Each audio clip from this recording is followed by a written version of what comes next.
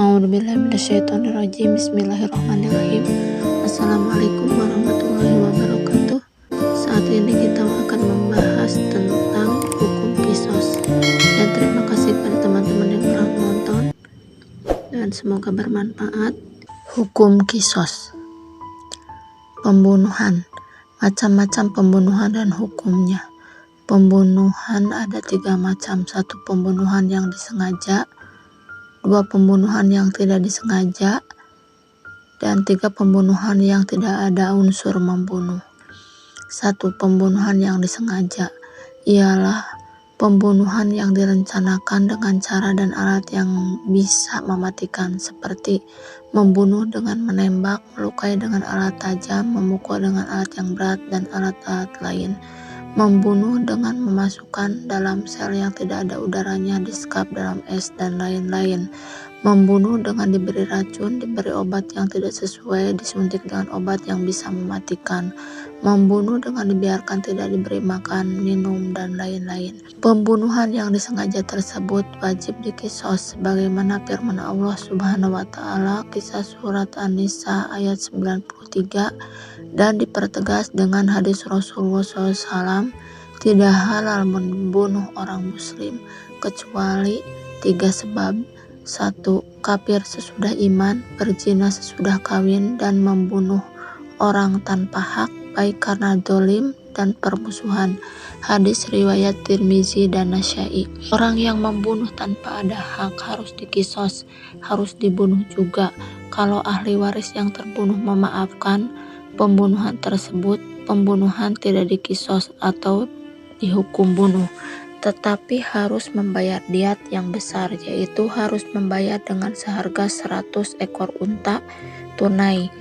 Pada waktu itu juga, hal ini selaras dengan hadis Rasulullah SAW, barang siapa yang membunuh dengan sengaja, maka ia diserahkan pada keluarga terbunuh. Apabila mereka menghendaki, maka membunuhnya atau minta diat dengan 30 ekor unta hikah, 30 unta jajaah, dan 40 ekor unta khalafah, jumlahnya 100 ekor unta. Hasil perdamaian itu untuk mereka ahli waris si terbunuh. Demikian itu untuk memperkeras terhadap pembunuhan. Hadis riwayat Tirmizi. Kedua, membunuh tidak sengaja. Pembunuhan tidak sengaja ialah perbuatan terhadap diri seseorang dengan alat atau sesuatu yang biasanya tidak mematikan, tetapi seseorang itu mati karena perbuatan atau tindakannya. Contoh, orang memukul orang lain dengan sapu lidi, kemudian yang dipukul mati. Pembunuhan tidak sengaja tidak kena hukum kisos, tetapi pembunuhan harus membayar diat besar, sebagaimana diat bagi pembunuh sengaja yang dimaafkan ahli waris terbunuh. Diat itu boleh dibayar selama 3 tahun dengan angsuran tiap tahun 1/3-nya. 3. Pembunuhan tidak ada unsur membunuh atau qatlul qatha. Pembunuhan yang tidak ada unsur membunuh ialah perbuatan yang tidak ditunjukkan kepada seseorang, tetapi seseorang mati karena perbuatannya. Misalnya orang melempar batu ke hutan, tiba-tiba orang mati terkena batu tersebut. Orang membunuh orang lain tidak sengaja wajib memerdekakan seorang budak mukmin adil. B. Kisos. Pengertian kisos. Menurut syara, kisos ialah pembalasan yang serupa dengan perbuatan pembunuhan, melukai, merusakkan anggota badan, menghilangkan manfaatnya sesuai pelanggarannya. 2. Kisos ada 2 macam. 1. Kisos jiwa, yaitu hukum bunuh bagi tindak pidana pembunuhan. 2. Kisos anggota badan, yakni hukum kisos atau tindak pidana melukai, merusak anggota badan, atau menghilangkan manfaat anggota badan. 3. Syarat-syarat kisos. A. Pembunuh sudah balik dan berakal mukallaf, tidak wajib kisos bagi anak kecil atau orang gila, sebab mereka belum dan tidak berdosa. B. Pembunuh bukan bapak dari yang terbunuh, tidak wajib kisos bapak yang membunuh anaknya, tetapi wajib kisos bila anak membunuh bapaknya. C. Orang yang dibunuh sama derajatnya, Islam sama Islam, merdeka dengan merdeka, perempuan dengan perempuan, dan budak dengan budak. Kisos dilakukan dalam hal yang sama, jiwa dengan jiwa, anggota dengan anggota, seperti mata dengan mata, telinga dengan telinga. Kisos itu dilakukan dengan jenis barang yang telah digunakan oleh yang membunuh atau yang melukai itu. Orang yang terbunuh itu berhak dilindungi jiwanya, kecuali jiwa orang kafir, pezina, muhson, dan pembunuh tanpa hak. Hal ini selaras hadis Rasulullah SAW, tidaklah boleh membunuh seseorang kecuali karena salah satu dari 3 sebab: kafir setelah beriman, berzina, dan membunuh tidak di jalan yang benar, atau aniaya. Hadis riwayat Tirmidzi dan Nasai. 4. Pembunuhan oleh massa atau kelompok orang. Sekelompok orang yang membunuh seorang harus dikisos, dibunuh semua. 5. Kisos anggota badan. Semua anggota tubuh ada kisosnya. Hal ini selaras dengan firman-Nya, dan kami telah tetapkan terhadap mereka di dalamnya At-Taurat bahwasannya jiwa dibalas dengan jiwa, mata dengan mata, hidung dengan hidung, telinga dengan telinga, gigi dengan gigi, dan luka pun ada kisosnya. Barang siapa yang melepaskan hak kisosnya, maka melepaskan hak itu menjadi penebus dosa baginya. Barang siapa tidak memutuskan perkara menurut apa yang diturunkan Allah Subhanahu wa Ta'ala, maka mereka itu adalah orang-orang yang zalim. Kisah surat Al-Maidah ayat 45. Hikmah kisos. Hikmah kisos ialah supaya terpelihara dari jiwa dari gangguan pembunuhan apabila seseorang mengetahui bahwa dirinya akan dibunuh juga.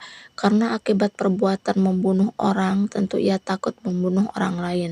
Dengan demikian terpeliharalah jiwa dari terbunuh, terpeliharalah manusia dari bunuh-membunuh.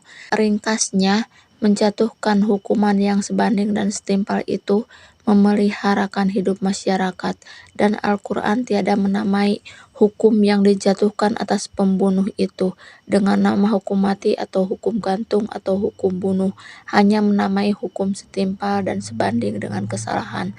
Operasi pemberantasan kesehatan yang dilakukan pemerintah menjadi bukti betapa tinggi dan benarnya ajaran Islam, terutama yang berkenaan dengan hukum kisos atau hukum pidana Islam. Diyat. Pengertian diyat. Diyat ialah denda pengganti jiwa yang tidak berlaku atau tidak dilakukan padanya hukum bunuh. A. Bila wali atau ahli waris terbunuh, memaafkan yang membunuh dari pembalasan jiwa. B. Pembunuh yang tidak sengaja. C. Pembunuh yang tidak ada unsur membunuh. 2. Macam-macam diyat. Diyat ada 2 macam. A. Diyat mughaladoh, yakni denda berat. Diyat mughaladoh ialah denda yang diwajibkan atas pembunuhan sengaja jika ahli waris memaafkan dari pembalasan jiwa, serta denda pembunuhan tidak sengaja dan denda atas pembunuhan yang tidak ada unsur-unsur membunuh yang dilakukan di bulan haram. Di tempat haram tersebut pembunuh atas diri seseorang yang masih ada hubungan kekeluargaan. Adapun jumlah diyat mughaladoh ialah 100 ekor unta, terdiri dari 30 ekor unta berumur 3 tahun, 30 ekor unta berumur 4 tahun, 40 ekor unta berumur 5 tahun yang sedang hamil. Diyat mughaladoh ialah pembunuhan sengaja, yaitu ahli waris memaafkan dari pembalasan jiwa. Pembunuhan tidak sengaja serupa pembunuhan di bulan haram, yaitu bulan Zulqa'dah, Zulhijjah, Muharram, dan Rajab. Pembunuhan di kota haram atau Mekah. Pembunuhan orang yang masih mempunyai hubungan kekeluargaan seperti muhrim, rodaah, atau musyaharah. Pembunuhan tersalah dengan tongkat, cambuk, dan sebagainya. Pemotongan atau membuat cacat anggota badan tertentu. B. Diyat mukhafafah, yaitu diyat denda ringan. Diyat mukhafafah diwajibkan atas pembunuh tersalah. Jumlah denda 100 ekor unta, terdiri dari 20 ekor unta berumur 3 tahun, 20 ekor unta berumur 4 tahun, 20 ekor unta betina berumur 2 tahun, 20 ekor unta jantan berumur 2 tahun, dan 20 ekor unta betina umur 1 tahun. Diyat mukhafafah dapat pula diganti uang atau lainnya seharga unta tersebut. Diyat mukhafafah adalah sebagai berikut. Pembunuh yang tersalah, pembunuh karena kesalahan obat bagi dokter, pemotong atau pembuat cacat serta melukai anggota badan. 3. Ketentuan-ketentuan lain mengenai diyat. Masa pembayaran diyat bagi pembunuh sengaja dibayar tunai waktu itu juga, sedangkan pembunuh tidak sengaja atau karena tersalah dibayar selama 3 tahun dan tiap tahun sepertiga. B. Diat wanita separuh laki-laki. C. Diat kafir dhimmi dan muahid separuh diat muslim. Diat Yahudi dan Nasrani sepertiga diat orang Islam. E. Diat hamba separuh diat orang merdeka. F. Diat janin 1/10 diat ibunya. 5 ekor unta. 4. Diat anggota badan. Pemotongan menghilangkan fungsi, membuat cacat atau melukai badan dikenakan diat sebagai berikut. Pertama, diat 100 ekor unta. Diat ini juga untuk anggota badan berikut. A. Bagi anggota badan yang berpasangan kiri dan kanan jika keduanya potong atau rusak, yaitu kedua mata, kedua telinga, kedua tangan, kedua kaki, kedua bibir atas bawah, dan kedua belah buah jakar. Bagi anggota badan yang tunggal seperti hidung dan lidah dan lain-lain. Bagi tulang sulbi, tulang tempat keluar air mani laki-laki. Kedua, diat 50 ekor unta. Diat ini untuk anggota badan yang berpasangan jika salah satu dari keduanya kanan dan kiri terpotong. Ketiga, diat 33 ekor unta seperti dari diatnya sempurna. Diat ini terhadap luka kepala sampai otak, luka badan sampai perut, sebelah tangan yang sakit kusta, gigi yang hitam. Gigi satu bernilai 5 ekor unta. Kalau seseorang meruntuhkan satu gigi orang lain harus membayar dengan 5 ekor unta. Kalau meruntuhkan 2 harus membayar 10 ekor. Bagaimana kalau meruntuhkan semua gigi orang lain? Apakah harus membayar 5 ekor untuk kali jumlah gigi tersebut? Ulama berbeda pendapat. Sebagian berpendapat cukup membayar diat 60 ekor unta dewasa. Untuk lain berpendapat harus membayar 5 ekor unta kali jumlah gigi. Hal sumpah. Orang yang menuduh membunuh harus mengemukakan bukti dan orang yang menolak tuduh harus bersumpah. Apabila ada pembunuhan yang tidak diketahui pembunuhnya, maka wali dari yang terbunuh bisa menuduh kepada orang atau suatu kelompok yang punya kaitan dengan pembunuhan, yaitu menyebutkan data-data. Data-data yang dikemukakan seperti orang yang dituduh pernah bertengkar pada hari-hari sebelumnya, orang yang dituduh pernah disakiti hatinya, adanya alat yang hak dimiliki oleh tertuduh, adanya berita dari seseorang tertuduh. Kalau tidak menerima tuduhan, bisa membela diri dengan bersumpah bahwa ia betul-betul tidak membunuh. Kiparat pembunuhan. Pembunuhan di samping dia wajib menyerahkan diri untuk dibunuh atau diat atau denda, maka ia diwajibkan untuk membayar kiparat. Diat adalah jenis denda sebagai tanda penyesalan atau bela sungkawa kepada keluarga korban. Sedangkan kiparat adalah jenis denda sebagai tanda taubat kepada Allah Subhanahu wa Ta'ala. Adapun kiparat akibat pembunuhan adalah memerdekakan hamba yang Islam atau dia wajib puasa 2 bulan secara berturut-turut. Hal ini selaras dengan kisah surat An-Nisa ayat 90. Ketika seseorang membunuh orang lain dengan sengaja, ada 3 hak yang terlibat di sana: hak Allah, hak korban, dan hak wali atau keluarga korban. Imam Ibnu Al-Qayyim menjelaskan kesimpulan pembahasan bahwa pembunuhan berhubungan dengan 3 hak: hak Allah, hak korban, dan hak wali korban. Dinukil dari Hasyiyah Ar-Raudul Murbi Abdurrahman Qasim. Penjelasan lebih rinci untuk masing-masing sebagai berikut. Pertama, hak Allah.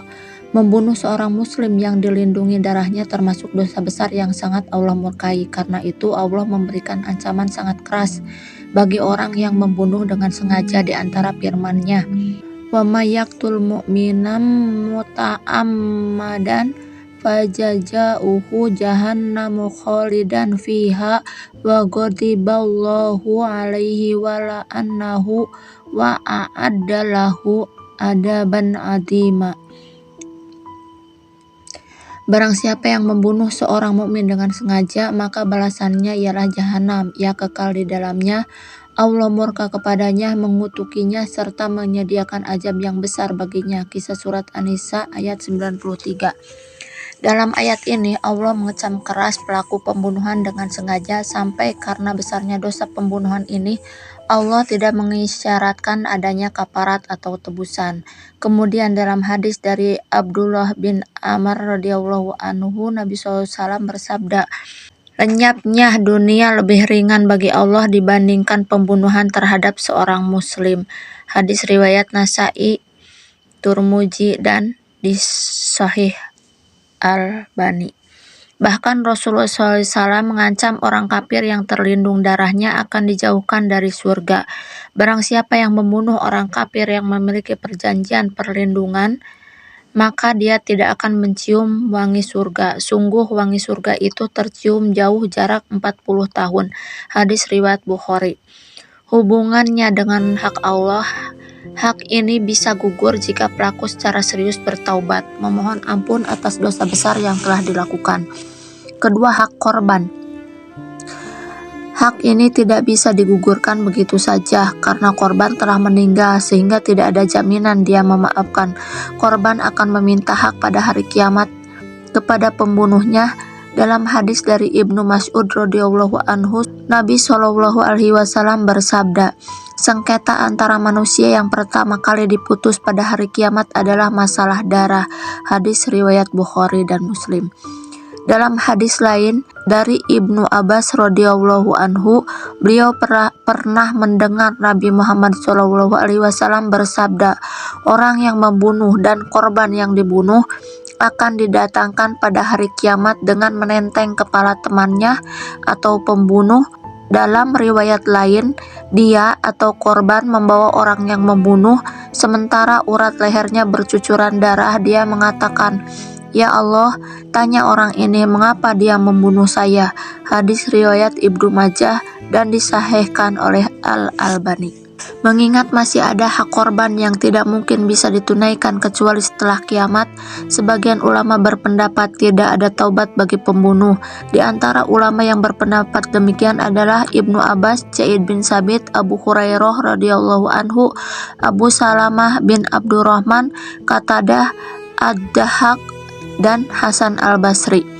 Sementara mayoritas ulama mengatakan bahwa pembunuh memiliki hak untuk bertaubat sebagaimana dosa yang lainnya, dan ini pendapat yang kuat berdasarkan firman Allah Subhanahu wa taala, "Sesungguhnya aku Maha Pengampun bagi setiap orang yang mau bertaubat dan beramal soleh, kemudian dia meneliti jalan petunjuk." Kisah surat Toha 82. Lalu bagaimana dengan hak korban di akhirat? Apakah pahala pembunuhan akan diambil di akhirat untuk diberikan kepada korban, ataukah Allah yang akan menanggungnya? Mengenai hal ini, Imam Ibnu Al-Qayyim menjelaskan, apabila pembunuh menyerahkan dirinya kepada wali korban, dia menyesal dan takut kepada Allah, betul-betul bertobat kepada Allah, maka hak Allah menjadi gugur dengan taubat. Hak wali gugur dengan dia menyerahkan diri, berdamai dan memaafkan. Tinggallah hak korban atau al-maktul. Allah akan memberi ganti hak pada hari kiamat dari hambanya yang bertaubat, dan Allah akan memperbaiki hubungan keduanya. Dinukil dari Hasyiyah Ar-Raudul Murbi, Abdurrahman Qasim. Yang dimaksud wali korban adalah keluarga korban yang menjadi ahli waris. Dalam kasus pembunuhan disengaja, wali korban memiliki 3 pilihan hak. Pilihan pertama kisos, nyawa balas nyawa. Wali korban bisa menuntut hukum pancung untuk pelaku pembunuhan. Pelaksanaan hukum ini hanya bisa dilakukan oleh pemerintah. Wahai orang-orang yang beriman, diwajibkan atas kamu untuk melaksanakan kisos berkenaan dengan orang-orang yang dibunuh. Kisah surat Al-Baqarah ayat 178. Islam memotivasi agar pihak ahli waris korban menggugurkan hukum kisos bagi pelaku dengan catatan apabila pelaku tidak dikenal sebagai orang jelek. Allah mengingatkan, barang siapa yang mendapat suatu pemaafan dari saudaranya, hendaklah yang memaafkan mengikuti dengan cara yang baik, dan hendaklah yang diberi maaf membayar diat kepada yang memberi maaf dengan cara yang baik pula. Yang demikian itu adalah suatu keringanan dari Robmu dan merupakan suatu rahmat. Kisah surat Al-Baqarah ayat 178. Mengingat kisos tidak bisa dibagi-bagi, sehingga jika ada salah satu di antara ahli waris yang memaafkan si pembunuh agar tidak dikisos, maka hukum kisos ini menjadi gugur. Selanjutnya, si pembunuh wajib menunaikan pilihan kedua, yaitu diat. Pilihan kedua, membayar diat. Diat dalam kasus pembunuhan ada dua. Satu, diat mukhafafah, diat ringan. Diat ini berlaku untuk pembunuhan tidak sengaja atau semi sengaja. Dua, diat mughaladoh atau diat besar. Diat ini berlaku untuk pembunuhan sengaja ketika wali korban membebaskan pelaku dari kisos. Dari Abu Hurairah radhiyallahu anhu bersabda, barang siapa yang menjadi wali korban pembunuhan, maka ia diberi dua pilihan, memilih diat atau kisos. Hadis riwayat Bukhari Muslim.